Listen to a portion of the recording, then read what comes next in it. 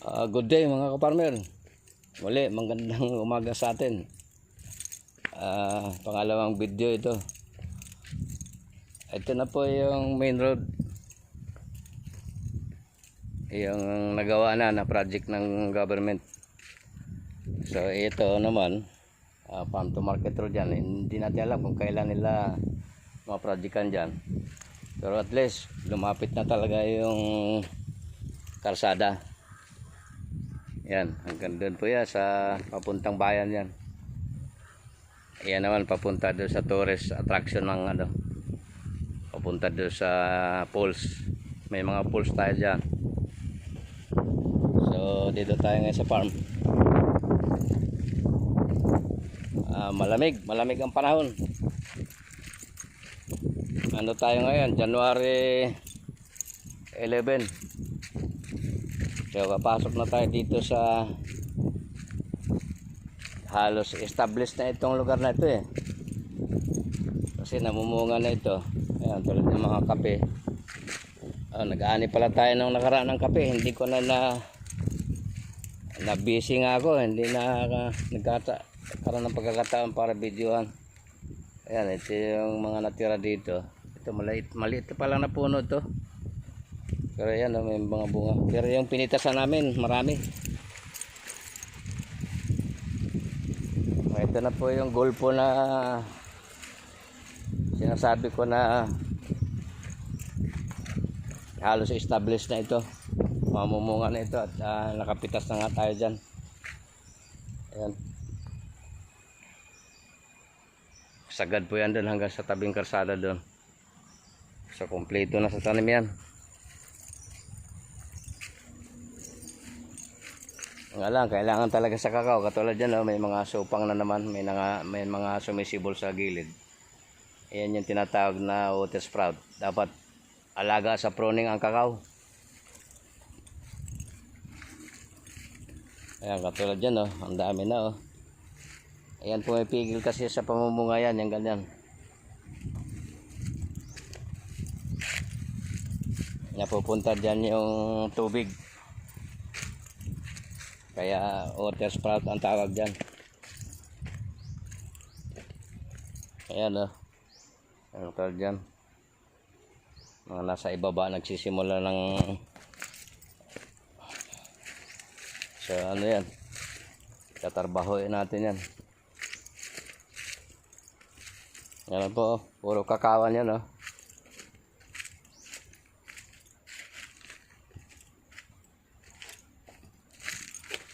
Pagdating dito nga, ayan na, mayroon na tayong may mga bunga na po. Yan Ayan, nakabalot na ng plastic yan para hindi siya maturukan ng fruit fly. Nasisira ang kakao pagka naturukan ng fruit fly. Yan So may mga bunga na yan.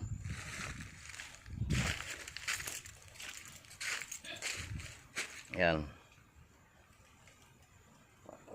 Starting na ito ng pamumunga. Pero doon sa kabila, mas marami. At mas marami pang bulaklak. Yung ating kape naman, hindi pa tapos sa pitasin.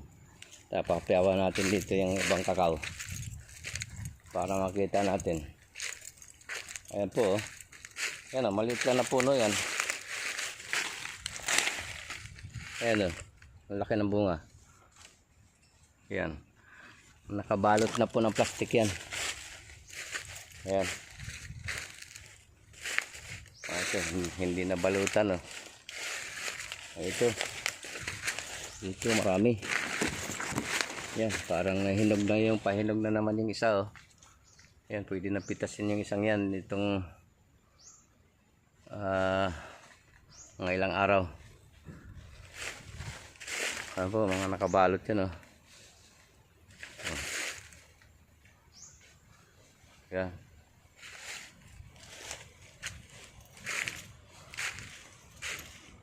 Nabalutan ko na yan. So dito meron na uling mahihinog pala dito. So meron na naman tayong maiuwi sa sunod. Ayan, pagka ganyan po nag-iiba na ang kulay, pahinog na po yan. Ayan.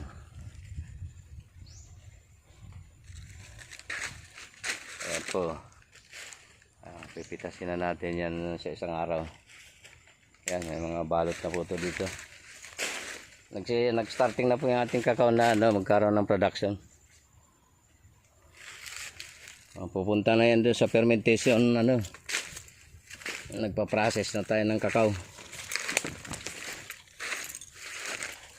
Ayan po. Ayan, may mga balot na yan. Ayan, bubutasan ko pa yan kasi naipunan pala ng tubig. Ayan, yung mga balot, malalaki po ang bunga. Ayan o. Ayan, meron pang hindi nabalutan doon. Tapos yung rambutan natin ngayon, maumunga na rin yan. Ayan, rambutan po yan o. Ang dami kong mamungan yan. Ayan. Rambutan yan. Ayan po, rambutan yan. Ayan. So dito na tayo dumaan sa kabila. Sa sunod, bibidyohan ko rin yung mga kakao dyan. Tsaka pagka namita siguro, makikita nyo yan. So nasa estado na tayo na yung mag-aani na. Within 10 years na pamamalagi ko dito sa bundok. At ayan naman, makikita nyo fully developed na. Ayan, purong rambutan yan. Ang dami kumamungan yan. Yan, rambutan po yan. So dito tayo nagpag-grass cutter muna bago siya liliban doon sa kabila. Ayan, kailangan mag-grass cutteran na yan para mas luminis na. Kasi kung hayaan natin na mas lumago pa dyan, mahihirapan na yung maganda kasi gamitin yung tansi. Yan, pantansi itong na to, yung estado na to.